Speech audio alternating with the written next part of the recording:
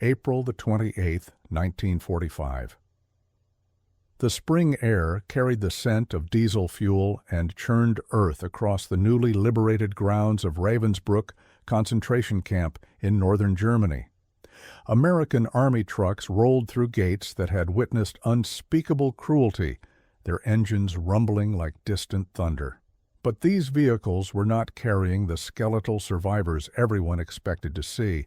Instead, huddled in the canvas-covered beds, clutching what few possessions they had salvaged, sat several dozen German women in tattered uniforms, some still bearing the insignia of the SS Offizieren-Korps, the female guards who had administered the Third Reich's machinery of death. Their faces were pale, drawn not from starvation, but from fear of retribution, fear of what the Americans, the Soviets, the British would do to them now that the tables had turned. They had been told for years what awaited captured Germans in enemy hands: torture, execution, brutality, mirroring what they themselves had inflicted. The propaganda had been specific, visceral, designed to ensure that Germans would fight to the last breath rather than surrender.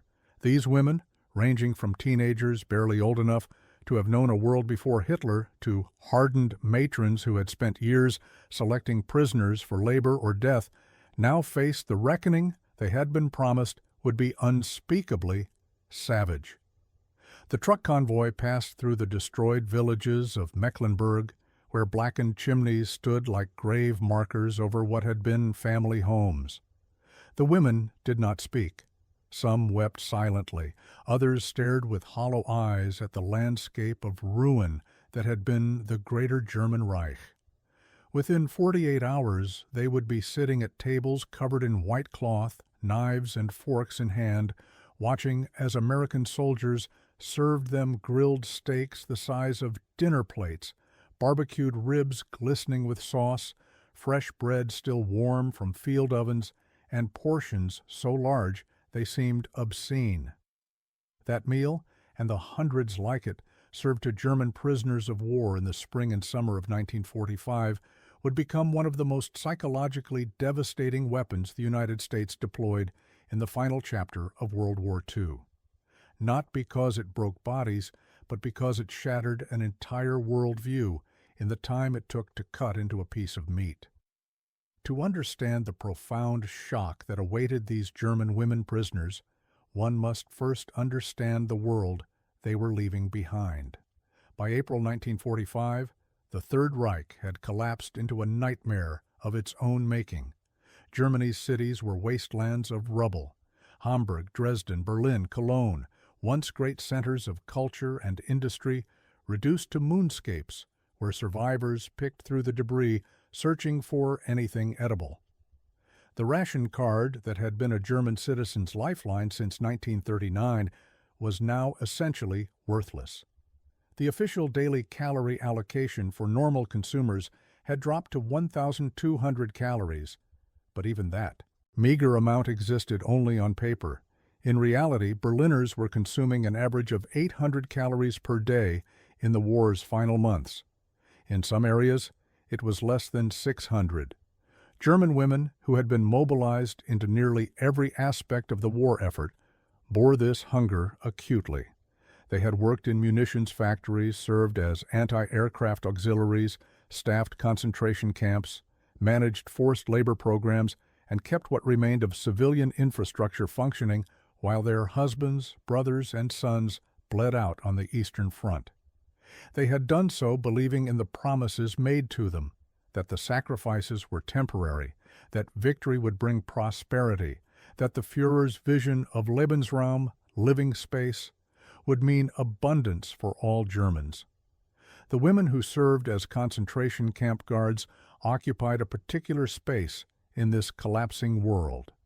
They were not the desperate civilians scavenging in ruins. Many had volunteered for their positions, drawn by slightly higher pay, better rations, and a sense of purpose in the racial hierarchy the regime had constructed. They had been taught that they were members of the master race, performing a necessary and even noble function, managing the subhumans, the enemies of the Volk. those whose very existence threatened German purity and survival. At Ravensbrück, where more than 130,000 women and children would pass through between 1939 and 1945, the female guards had maintained a system of calculated brutality. They selected prisoners for medical experiments. They beat women to death for trivial infractions. They separated mothers from children with the same administrative efficiency with which a clerk might sort mail. And they did it while eating meals that, while not luxurious by pre-war standards, were substantial compared to what the inmates received: soup with actual vegetables, bread with margarine, sometimes meat, coffee made from real beans rather than roasted acorns. The propaganda that sustained these women was sophisticated and all-encompassing. Joseph Goebbels' Ministry of Public Enlightenment and Propaganda had spent 12 years constructing a reality in which Germany was perpetually besieged by Jewish Bolshevik conspiracies, where the Western democracies were decadent and weak, where American soldiers were either gangsters or fools, and where the German people's suffering was both temporary and noble. Specific claims were repeated endlessly. American troops committed atrocities against prisoners. The Americans would enslave captured Germans, work them to death in mines and factories. German women would be violated and murdered. Surrender meant torture. These messages intensified as the military situation deteriorated.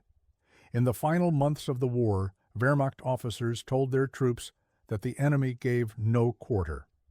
SS units executed soldiers who attempted to surrender, declaring them traitors. Civilians were told to flee westward toward American lines only as a last resort, because death at the hands of the Soviets was certain, while death at the hands of the Americans was merely probable. The women of the SS Auxiliary Corps received similar conditioning.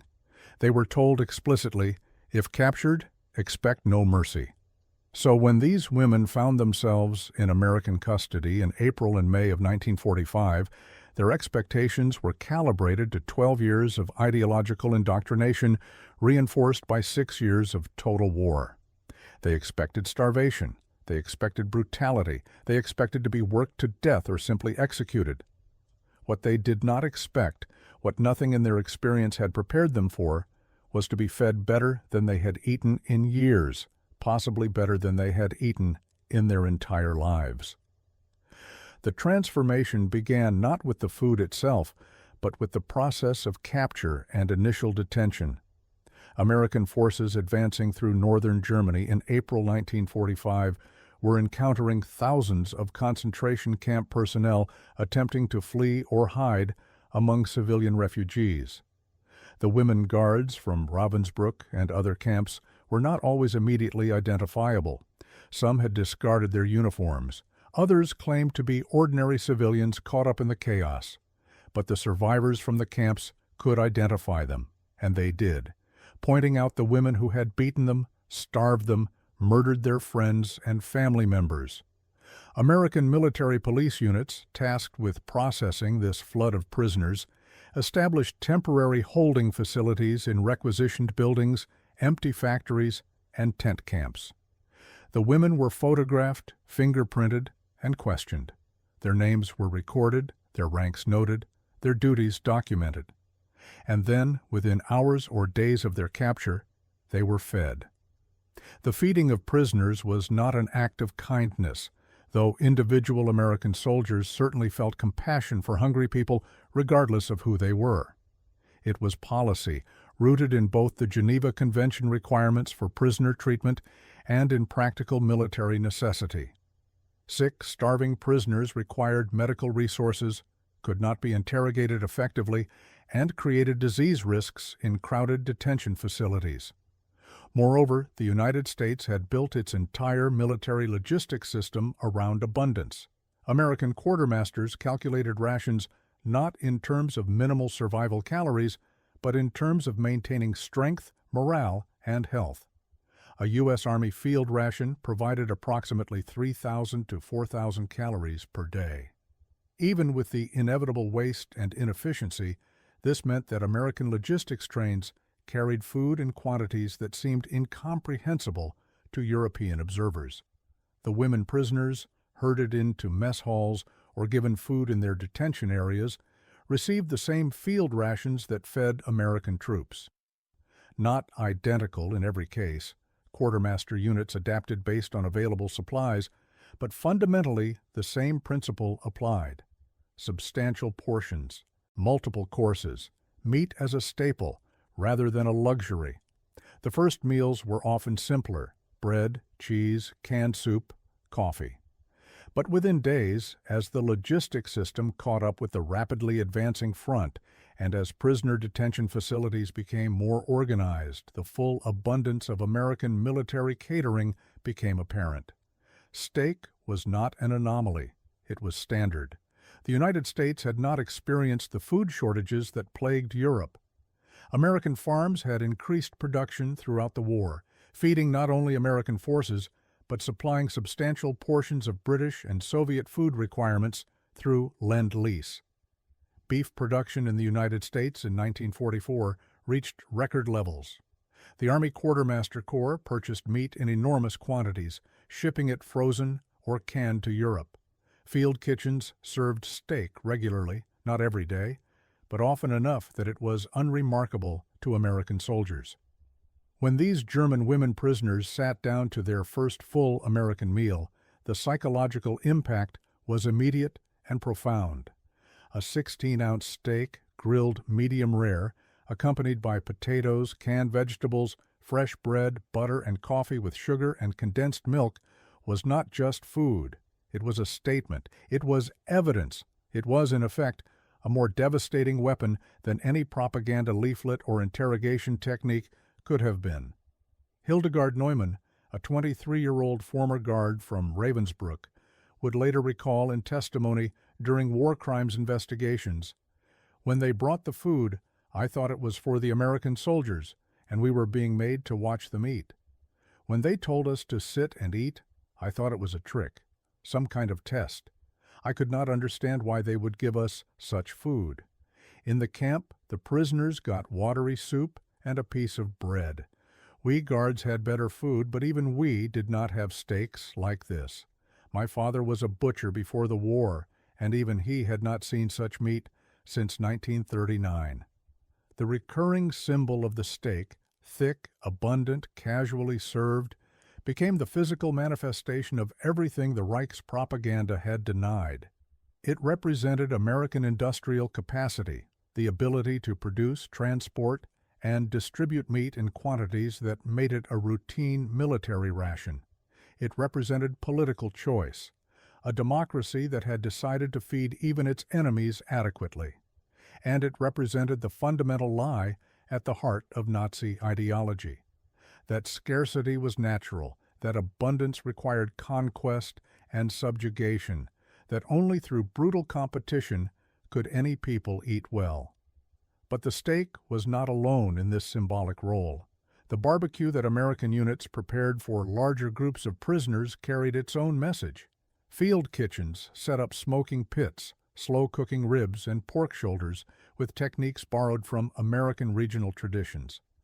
The smell of barbecued meat, sweet and smoky, drifting across prisoner compounds, was a scent from another world. It spoke of leisure, of celebration, of a culture so far removed from the desperate struggle for survival that it had developed elaborate methods for making food not just edible, but delicious. Accompanying these meals were details that compounded the cognitive dissonance. White bread, soft and fresh, when Germans had been eating bread extended with sawdust and potato flour. Real coffee, brewed strong, when German civilians drank ersatz coffee made from roasted grain or acorns. Sugar, offered freely, when it had been virtually unavailable in Germany for months. Butter, not margarine. Chocolate bars distributed casually. Cigarettes, American tobacco, given to prisoners who asked. The women struggled to process what they were experiencing. Some refused to eat at first, convinced the food was poisoned or that accepting it would incur some terrible debt. Others ate ravenously, but then vomited, their shrunken stomachs unable to handle rich food after months of poor nutrition. Many wept while eating, overwhelmed by the combination of relief, confusion, and dawning realization that everything they had been told was wrong. The historical record of this phenomenon is extensive, documented in military reports, quartermaster logs, prisoner interrogations, and post-war testimonies. The United States Army's official history of its military government operations in Germany noted the visible shock among German prisoners, including women prisoners, when they encountered American ration standards.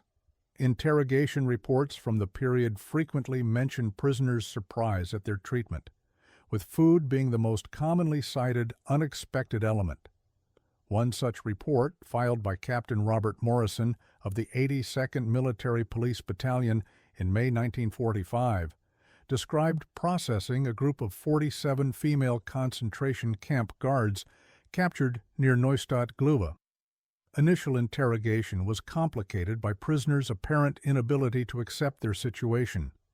Multiple subjects requested clarification regarding whether food provided was actually for them or whether they were being made to serve American personnel. When informed that meals were standard prisoner rations, several subjects broke down emotionally. One prisoner, identified as Oberaufseherin, senior guard Margaret Hoffman, age 34, stated through tears, "This is more food than the commandant ate. You are feeding us what you feed your own soldiers. We were told you would starve us. We were told you were savages." The International Red Cross, which gained access to prisoner facilities beginning in May 1945, documented the nutritional standards in American detention camps. Their reports noted that German prisoners, including female guards and SS auxiliaries, received daily rations averaging 2,800 to 3,200 calories, supplemented by Red Cross packages.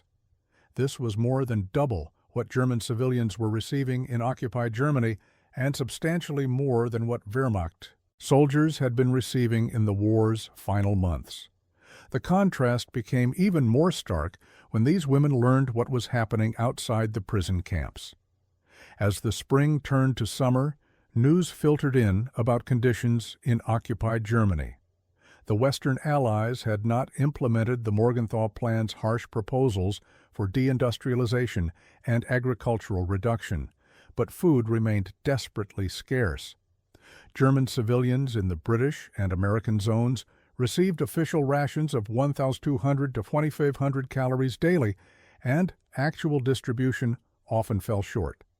Meanwhile, the women who had served the death camps sat in prisoner compounds eating beef, pork, chicken, and lamb in rotational menus designed by Army nutritionists. The documented quotes from these prisoners reveal the psychological impact. Testimony from post-war trials, particularly the Ravensbrück trials held by British and Soviet authorities, includes numerous references to the food provided by American captors. Irma Grese, the infamous beautiful beast of Belsen, who had served at both Ravensbrück and Auschwitz before her capture by British forces, reportedly told fellow prisoners that she initially believed American rations were special treatment designed to prepare prisoners for execution. "I thought they were fattening us like pigs before slaughter. Then I realized they fed everyone this way. Even the Jews among the American soldiers ate the same food. I could not reconcile this with what we had learned." The abundant food came with another unexpected element: medical care. Army medical officers treated sick and injured prisoners without distinction. Women suffering from tuberculosis, infections, or malnutrition-related conditions received the same sulfa drugs, penicillin, and surgical interventions that American soldiers received. Dental officers extracted infected teeth and provided basic dental care. The combination of adequate food and medical treatment produced visible results within weeks. Prisoners gained weight, their skin improved, chronic infections cleared, their energy returned. This care was not extended out of forgiveness or moral blindness to what these women had done. American authorities were simultaneously investigating war crimes, building cases for prosecution, documenting atrocities. The women who had served as concentration camp guards knew they would likely face trial. Many would be executed. Others would serve long prison sentences. But in the months between capture and judgment, they were fed, housed in weatherproof barracks, given clean clothing, allowed to bathe regularly, and provided with basic medical care. The practical reasons for this treatment were clear to military administrators. General Dwight Eisenhower, as Supreme Allied Commander, had issued directives requiring humane treatment of prisoners regardless of their crimes, partly to maintain discipline among Allied troops and partly to demonstrate Allied commitment to the rule of law. The Judge Advocate General's office emphasized that war crimes prosecutions required healthy defendants capable of standing trial.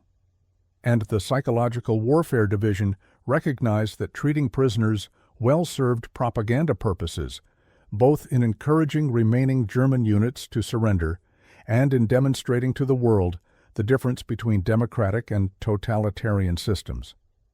But for the women experiencing this treatment, the practical reasons mattered less than the existential dissonance.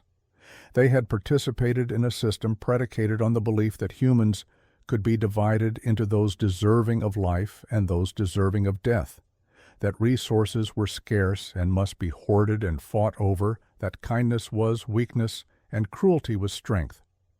Now they were being shown something different, a system that possessed such abundance it could afford to feed even its enemies, that chose to extend basic dignity even to those who had extended none, that was powerful enough to be merciful. The transformation in these women's understanding unfolded in stages, documented through their statements, letters, and testimonies. The first stage was simply survival, relief at not being executed immediately, gratitude for food and safety. The second stage was confusion and cognitive dissonance, struggling to reconcile their expectations with reality. The third stage, which not all prisoners reached but many did, was a fundamental reassessment of everything they had believed. This reassessment was not necessarily moral redemption. Many of these women never expressed genuine remorse for what they had done. They rationalized, minimized, or denied their actions, even as they acknowledged that the Americans' treatment of them demonstrated something they had not expected. But they could not deny the evidence placed before them 3 times a day on metal trays in mess halls. The stake became a recurring motif in their internal and external narratives.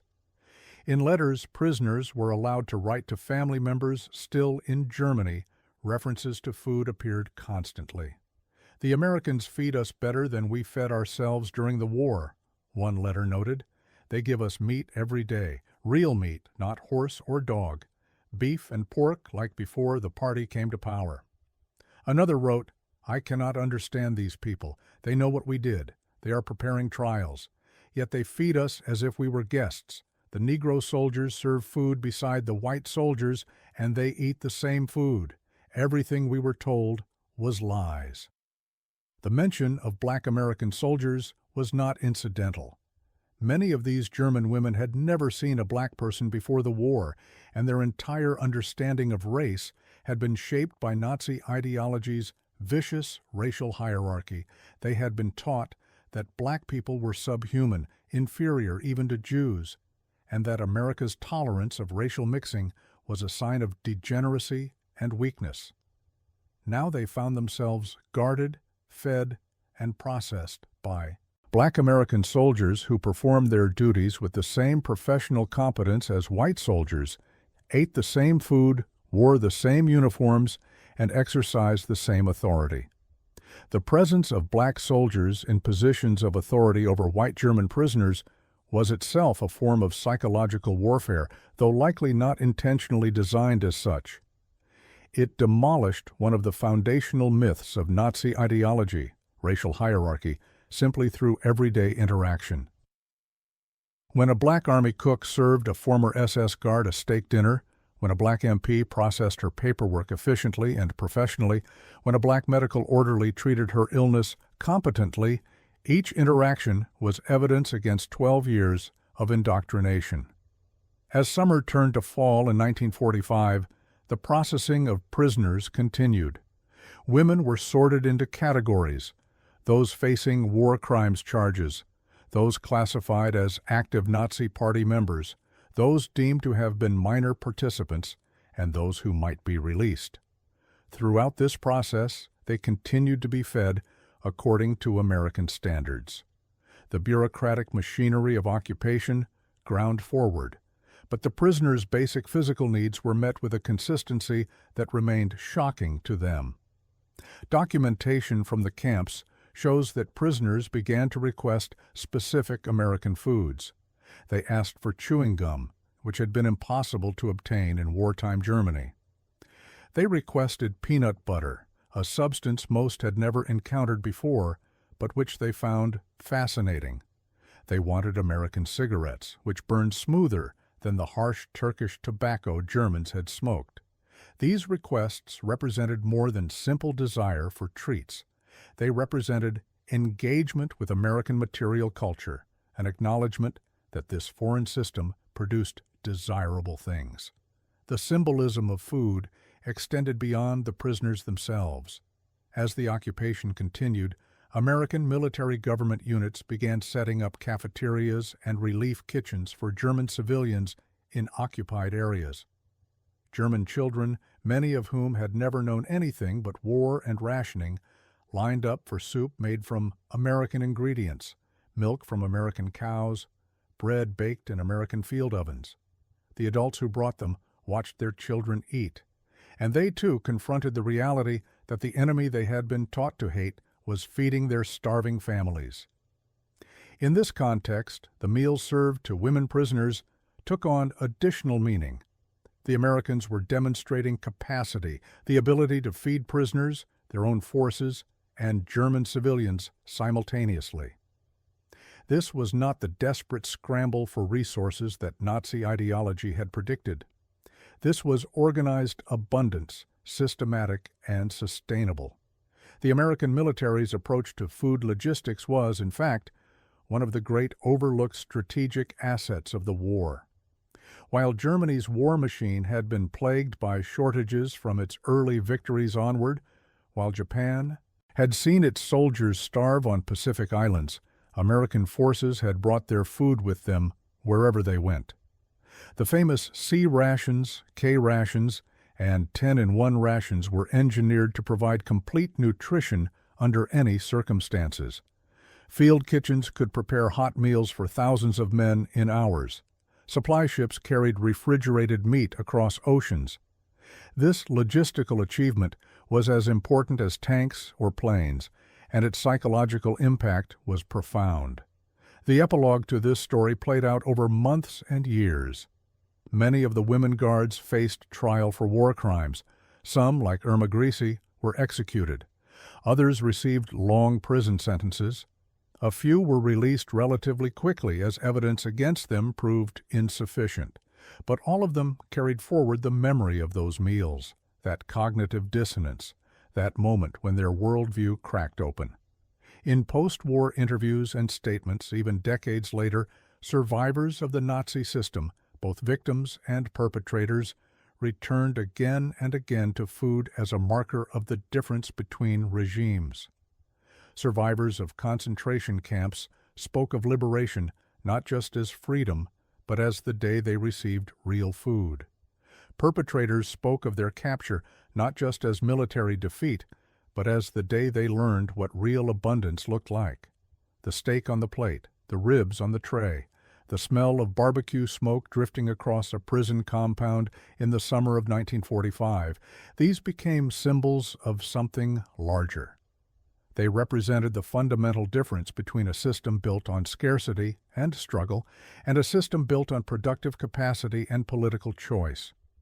The Third Reich had promised Germans that conquest would bring prosperity, that ruthless competition for resources was natural and necessary, that only through subjugation of others could Germans eat well. Then the Americans arrived and demonstrated that a free society could produce such abundance that even its enemies need not starve. This was not, of course, a complete or perfect moral lesson. America had its own profound contradictions: racial segregation, economic inequality. The coming Cold War would reveal new forms of cruelty. And the generous treatment of German prisoners contrasted uncomfortably with the harsh realities faced by many German civilians in the occupied zones, particularly as the wartime alliance with the Soviet Union collapsed into hostility. The moral landscape of post-war Europe was complex, and simple narratives of good versus evil were inadequate to its reality. But for those German women sitting in prison camps in 1945, eating steaks that would have been luxuries in peacetime Germany, the lesson was immediate and visceral. They had served a regime that starved people systematically, that used food as a weapon, that treated human beings as resources to be exploited until death. They had believed this was necessary, that resources were inherently scarce, that only through brutality could any people prosper. And now they were being fed by people they had been taught to despise, people who had such abundance they could afford generosity even toward those who deserved none. The poetic truth that emerged from this experience was not about forgiveness or redemption.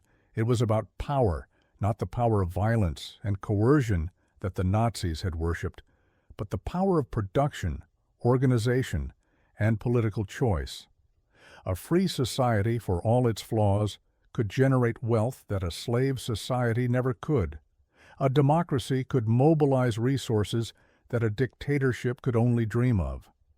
And a system based on human dignity, however imperfectly realized, was ultimately stronger than a system based on human degradation.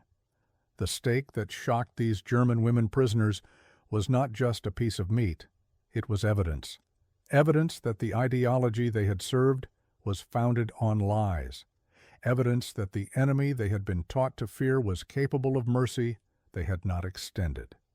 Evidence that abundance was possible without conquest, that prosperity did not require subjugation, that a society could be both strong and humane.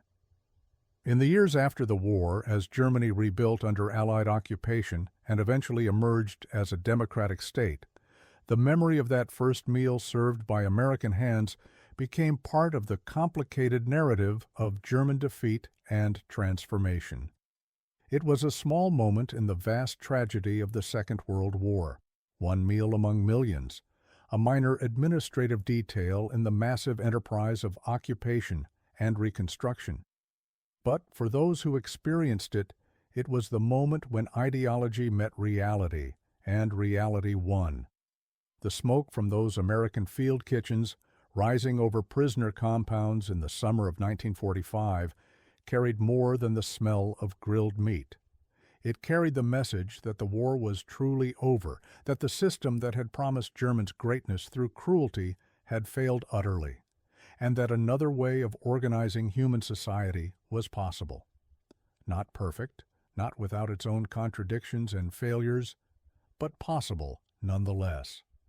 That was the real shock of the steak, the true power of the barbecue, not just that the Americans could feed their prisoners well, but that they chose to, and that this choice revealed something fundamental about the difference between the world that had been destroyed and the world that was being built. For women who had spent years administering death, sitting down to that first full meal served by enemy soldiers who treated them with bureaucratic courtesy rather than vengeance was more than surprising. It was transformative. It was the beginning of understanding that everything they had believed was wrong. The war had been lost on battlefields across Europe, in the skies over German cities, in the snows of Russia and the hedgerows of France. But it was lost again in a different way, every time a former SS guard cut into an American steak and confronted the evidence of her ideology's bankruptcy. The Third Reich had promised 1,000 years. It lasted 12. But the memory of its failure, preserved in part through something as simple as an unexpectedly generous meal would last much longer. In the end, the most devastating weapon deployed against Nazi ideology was not artillery or air power, or even the revelation of the Holocaust's full horror. It was the simple demonstration that another way was possible, that human beings could organize themselves into societies that produced abundance rather than scarcity, that chose dignity over degradation, and that were strong enough to be merciful even to those who had shown no mercy. The steak on the plate, served by American hands to German prisoners in the spring of 1945, was more than food. It was proof. And for those who ate it, understanding finally what they had served and what they had opposed, it was the most bitter meal they would ever consume. Bitter not because it tasted bad, but because it tasted so impossibly, devastatingly good.